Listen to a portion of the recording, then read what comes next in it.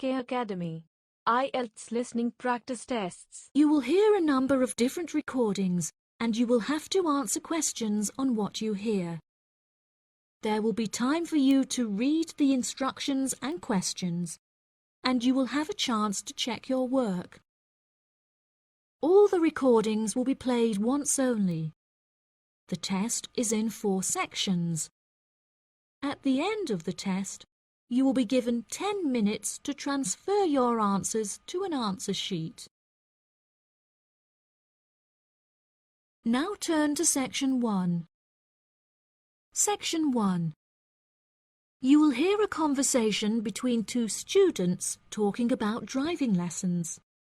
First, you have some time to look at questions 1 to 5.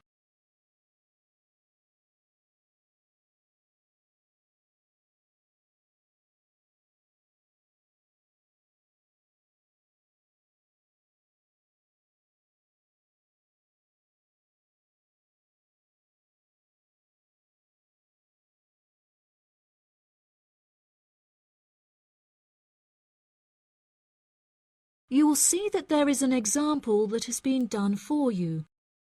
On this occasion only, the conversation relating to this will be played first. Hi, Zach. I heard you passed your driving test. Congratulations. Thanks, Olivia. I passed just last week. It feels great to be independent and driving on my own. I really want to take driving lessons, but I haven't been able to find a driving school that will give lessons during the weekends, so that I don't have to miss any classes at college. The woman wants to take driving lessons during the weekends, so weekends has been written in the space. Now we shall begin. You should answer the questions as you listen, because you will not hear the recording a second time. Listen carefully and answer questions 1 to 5. Hi, Zach. I heard you passed your driving test. Congratulations. Thanks, Olivia. I passed just last week. It feels great to be independent and driving on my own.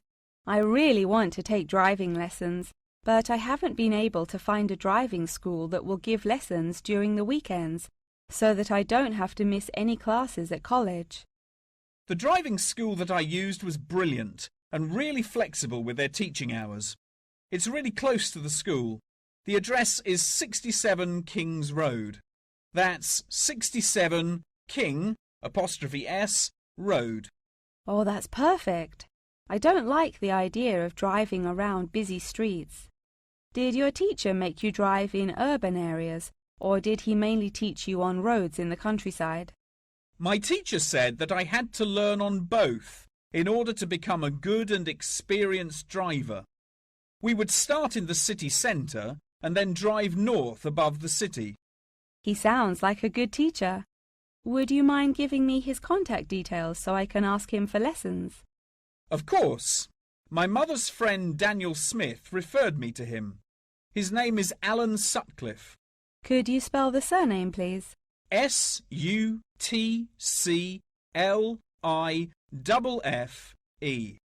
Thanks for helping me out. I'll give him a call tomorrow.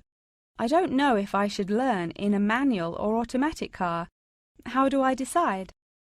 I wasn't sure which type of car to learn in either.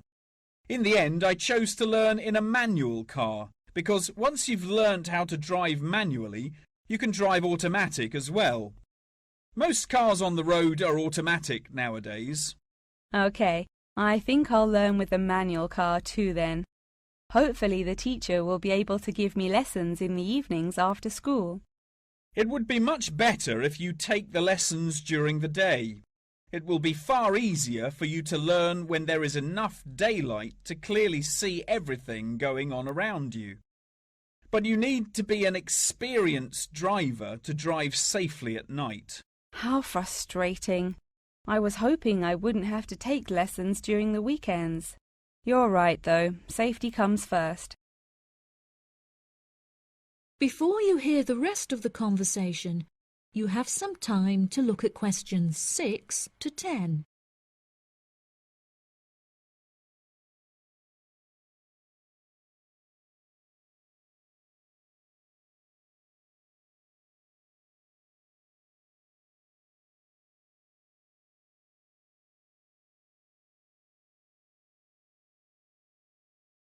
Now listen and answer questions 6 to 10.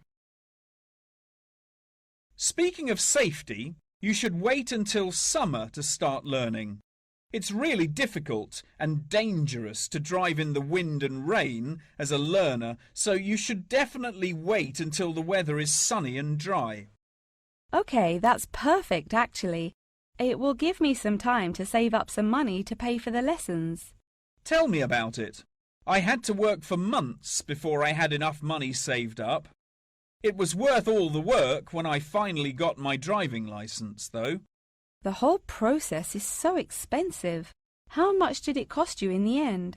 Well, each half-hour lesson cost $30, and then the final test cost $50. In total, it cost me about $300. Gosh, it's pretty expensive. How did you find the test? Was it really difficult? No, it wasn't too bad, and the man was really calm and friendly. I knew that I would have to perform 2 parking manoeuvres during the test, so I practiced them a lot beforehand, and that really helped. The test used to last 40 minutes, but it changed a bit. For the first 20 minutes of the test, he gave me directions, and I had to just drive around, and then the last 10 minutes was for demonstrating the manoeuvres. So the test is 30 minutes in total. OK, great, I'll remember that. Do you have any more advice? It's really good to practice driving a lot outside of driving lessons as well. Whenever my parents were running errands on the weekends, I would offer to drive them. My driving teacher also told me to buy a notebook to write down everything that I've learnt in it, like a diary. Ha! That sounds boring, but I'll do it if it helps. I found it really useful. Before my test, I read through everything I had written down, and it reminded me of a lot of things that I had forgotten about. It's really helpful for the theory test as well, because there's so much information to remember for it. That's great, Zach. Thanks for your help. No problem. See you at school. Bye. That is the end of section 1. You now have half a minute to check your answers.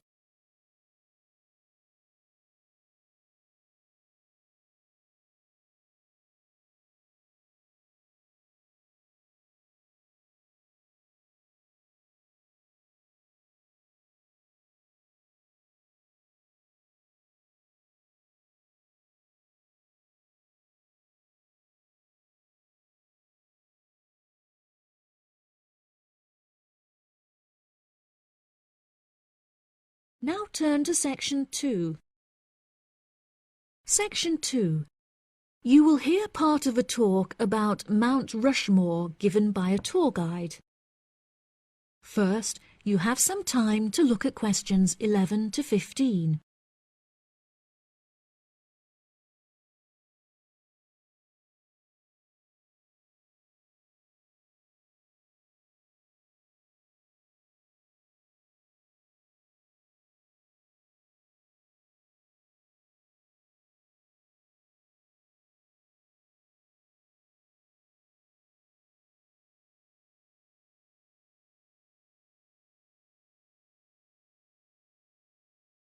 Now listen carefully and answer questions 11 to 15.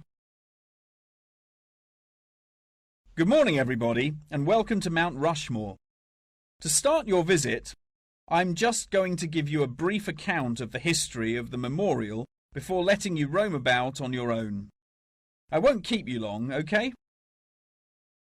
Mount Rushmore is South Dakota's top tourist attraction and features the heads of 4 United States presidents: George Washington, Thomas Jefferson, Theodore Roosevelt, and Abraham Lincoln. Each head is 18 meters tall, which is taller than the heights of 11 people combined.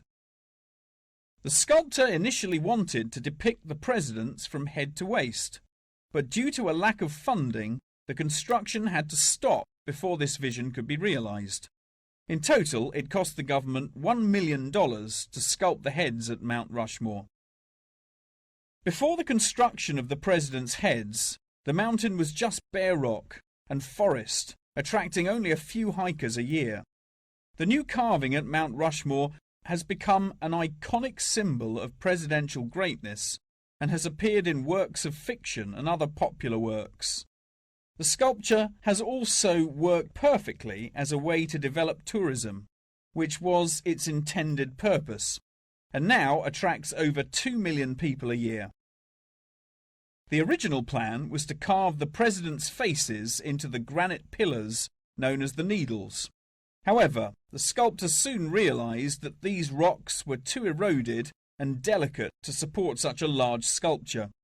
Instead, he chose to locate the carving at Mount Rushmore due to its grand appearance and brightly lit rock faces that experience maximum exposure to sunlight throughout the day as a result of the southeast orientation. Upon seeing Mount Rushmore, the sculptor declared, "America will march along that skyline." The name of Mount Rushmore also has an interesting history. The location was originally known as the Six Grandfathers. However, during an expedition in 1885, the mountain was renamed after Charles E. Rushmore, a prominent New York lawyer who joked that his annual treks to the mountain had earned him the right to have it named after him. 40 years after the mountain was renamed, Charles E. Rushmore donated $5,000 towards the sculpting of the president's heads, the largest single contribution. In 1927, the construction works started and 7 years later was complete with no fatalities. So that's the history for you. If you'd like any more information, please feel free to ask me questions, or you can soak up the information from our fantastic guidebook. Before you hear the rest of the talk, you have some time to look at questions 16 to 20.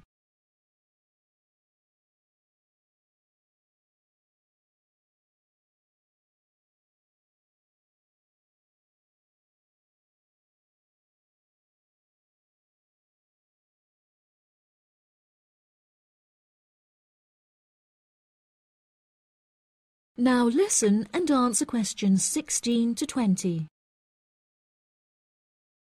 Now I'm going to give you a plan of the site, and I'd just like to point out where everything is so that you can explore everything for yourself. We're currently standing at the entrance, which is marked with the arrow on the map. If you follow the trail up to our left, you will find the information centre. There's a great photo booth there where you can have your photograph taken with Mount Rushmore in the background for a fee of only $10. What a great souvenir! In front of us is the refreshment centre, where you can help yourselves to coffee, locally grown tea, and a delicious selection of cold drinks and biscuits. Be sure to stay hydrated as it can get really hot up here. To our right, not far up the trail, is the gift shop. Here we sell copies of the guidebook, and it's also the perfect place to pick up some small souvenirs for yourself, your family and friends. Now, further up the trail, behind the gift shop, is a big stone building with a workshop. This is where all of our souvenirs are made by hand, which you can purchase in the gift shop, like I said before. Some are even carved from pieces of rock taken from Mount Rushmore itself. If you carry on walking up the trail past the workshop, you'll find our state-of-the-art visitor centre, where you can find maps of the walking trails here at Mount Rushmore. Now for the real treat. After you have walked past the visitor centre, you can follow the trail up to the left, which will take you to our wooden shelter. From here you will have the best view of Mount Rushmore that there is, an experience not be forgotten. Right, if anyone wants a guided tour, then I'm starting at the information centre. If you'd like to follow me, this way please. That is the end of section 2. You now have half a minute to check your answers.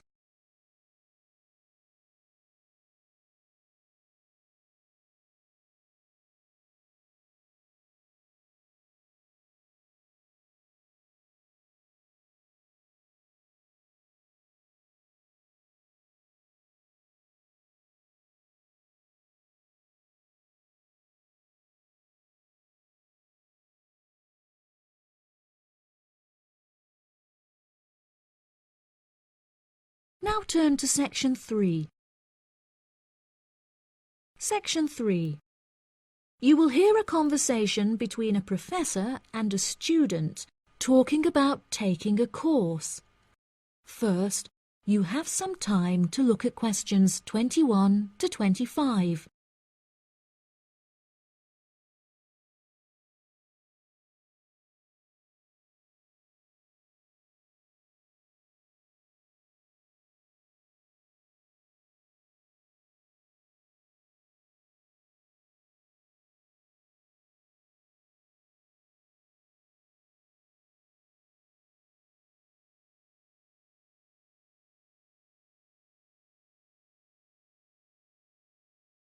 Now listen carefully and answer questions 21 to 25.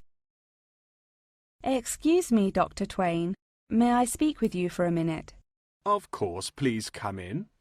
I'm Charlotte York. I'm considering taking your course in tourism. Right. Well, Charlotte, how can I help you? I have been considering studying tourism. However, it is such an important decision that I would like to seek some advice about it first. Would you mind answering some of my questions? Absolutely.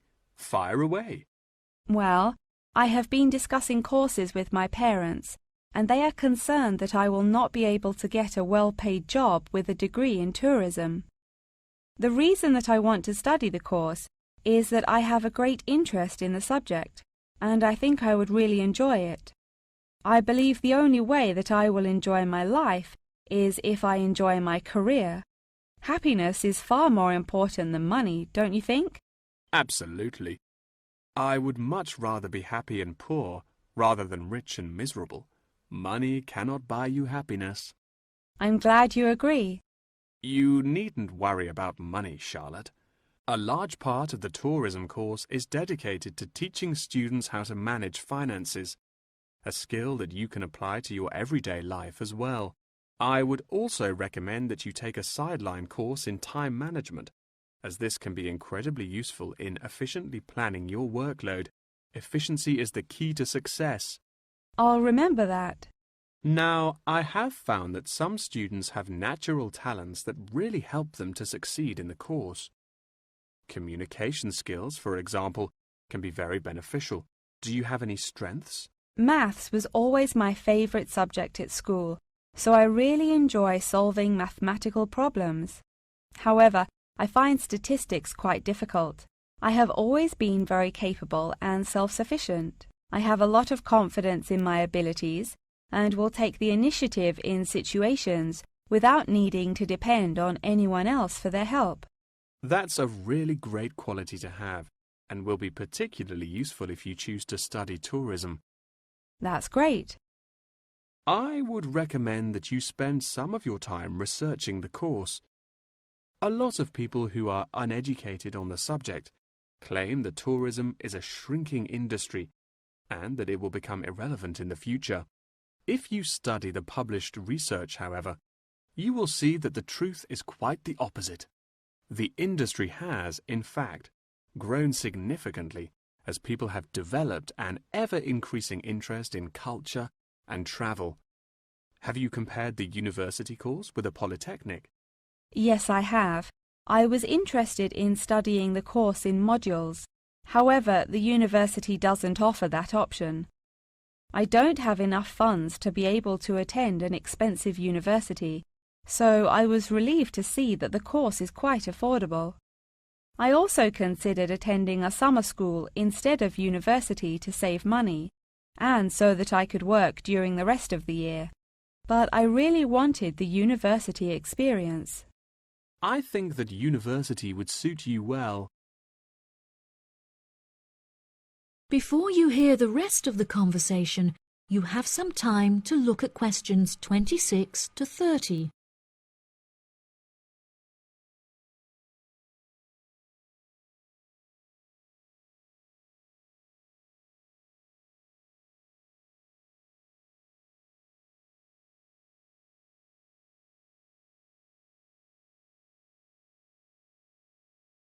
Now listen and answer questions 26 to 30.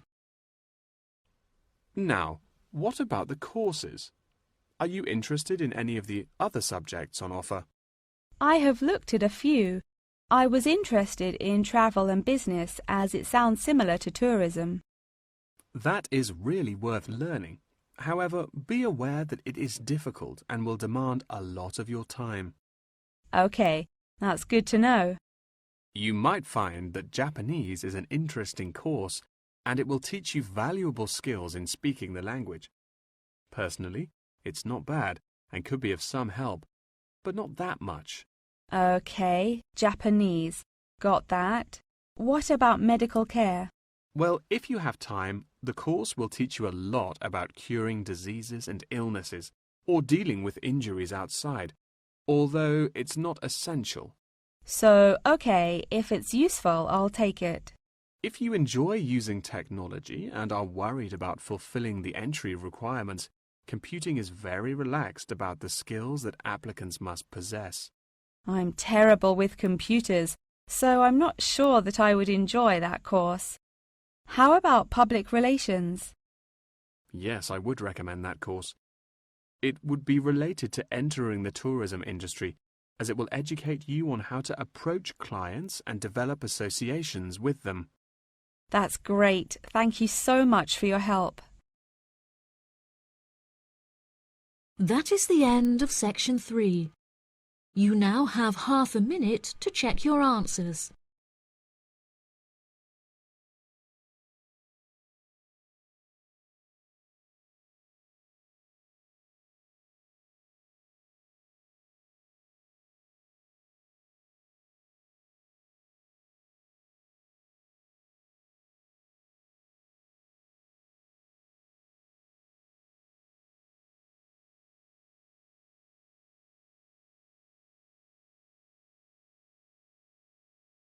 Now turn to section 4. Section 4. You will hear a talk about the practice of company outsourcing.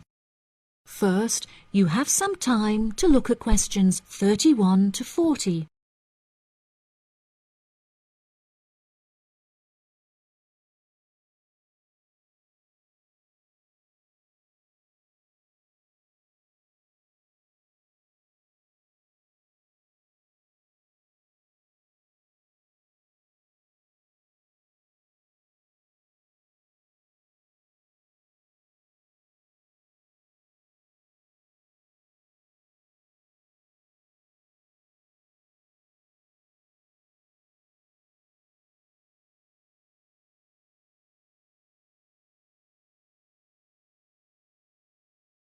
Now listen carefully and answer questions 31 to 40.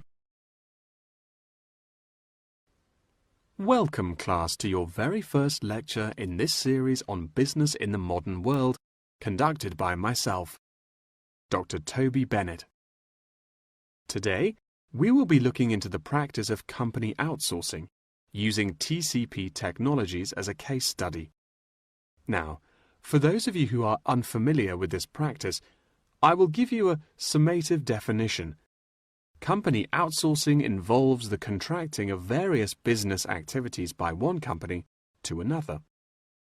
This practice will sometimes occur from a Western company to a party based in a third world country, the rationale being to make significant financial savings on lower international labour rates and to potentially increase quality. Now, our case study for today is TCP Technologies, a party located in India that receives outsourced tasks from Western companies. The manager of TCP Technologies is a man called Manjeet Khanna, who has personally developed a series of aims and philosophies by which the company is expected to operate. He claims that the most important of these philosophies is to create a workplace where each individual member has the opportunity to contribute their opinion to the operations of the company. That is to say, that he found it important to develop a democratic environment. As a means of ensuring quality from every individual at TCP Technologies, a grading system has been developed that encourages an ethos of hard work and recognizes accomplishment. This grading of individuals is based upon a series of factors such as turnover, hours worked, and efficiency. Every month, Khana publishes the grades on an internal website, where staff can access not only their own grades, but also compare it to others. A spirit of playful competitiveness has developed through this method, which has resulted in increased efficiency and turnover across the company. Khana also saw it as essential to develop a culturally diverse group of employees as a means of presenting a multifaceted image that would appeal to a host of potential employees from across the globe. This cultural openness has not only increased the quantity of incoming contracted opportunities by 7%, but has also benefited the company itself significantly. A level of transparency now exists that had not before been apparent. According to questionnaires carried out recently, these newly introduced measures have significantly increased the rate of staff satisfaction, which has subsequently led to an increase of 32% in the company's income. These figures are truly admirable and serve as a testament to the measures that Khana has introduced to the workplace at TCP Technologies. In a recent interview published by The Economist, he declared, "The figures speak for themselves. My system works." When asked if he had any advice for companies on methods they could employ to streamline workflow and increase turnover, he replied, "It's simple, really. A company must see itself not as one entity comprised of nameless components, but instead as a living organism composed of cells, each one essential to the functioning of the whole. I suggest that the motto by which your management operates will be employee first."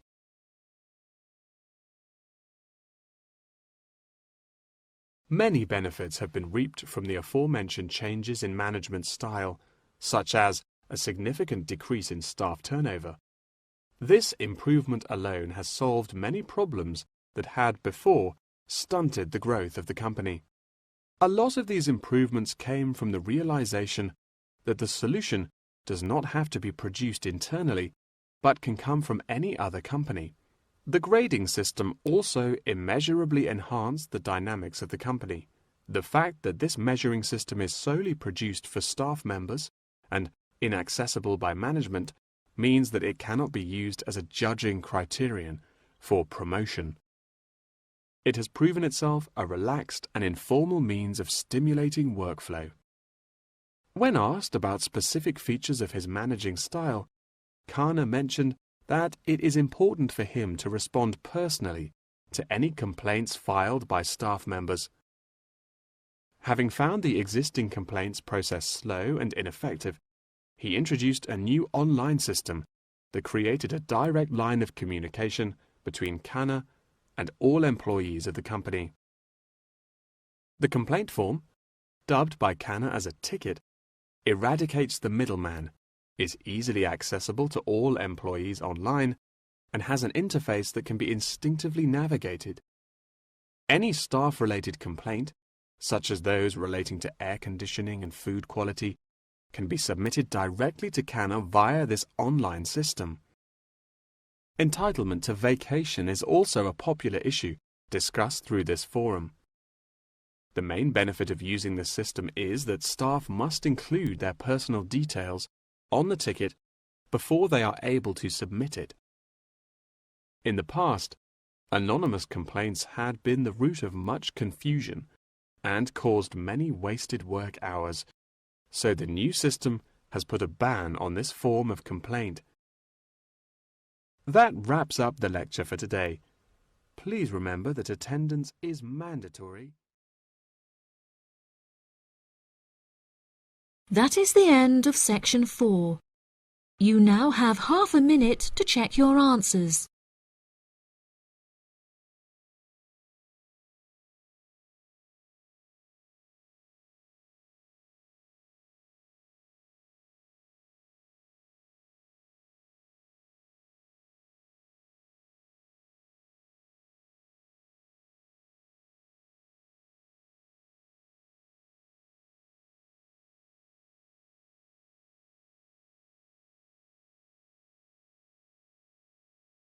That is the end of the listening test. In the IELTS test, you will now have 10 minutes to transfer your answers to the answer sheet.